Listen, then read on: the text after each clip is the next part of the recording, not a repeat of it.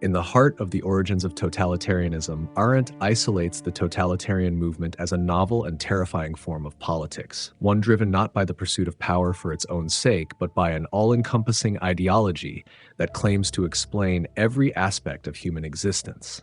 In Nazi Germany, that ideology was racial purity, the belief in the absolute superiority of one Aryan race and the necessity of eradicating inferior peoples. In Stalinist Russia, it was class struggle, the conviction that history was a linear march toward the triumph of the proletariat. In both cases, the ideology was not a mere tool of the state.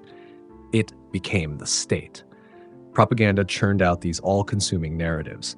Newspapers, films, rallies, and architecture were deployed to reshape reality, presenting the leader as a near-divine figure and the party line as indisputable truth.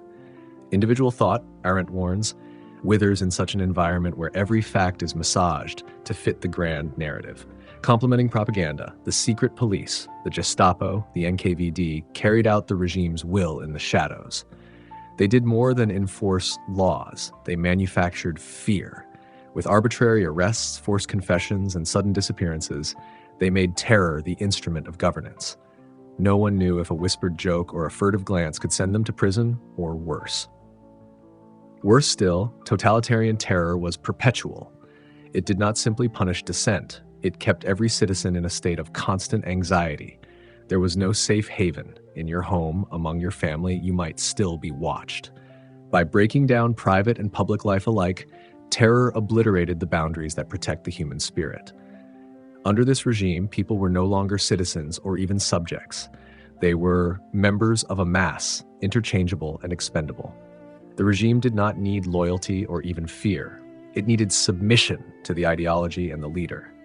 Individuality, spontaneity, personal loyalty, all were stamped out in service of total conformity. Arendt emphasizes that this was not a failure of humanity, but the inevitable logic of totalitarian rule.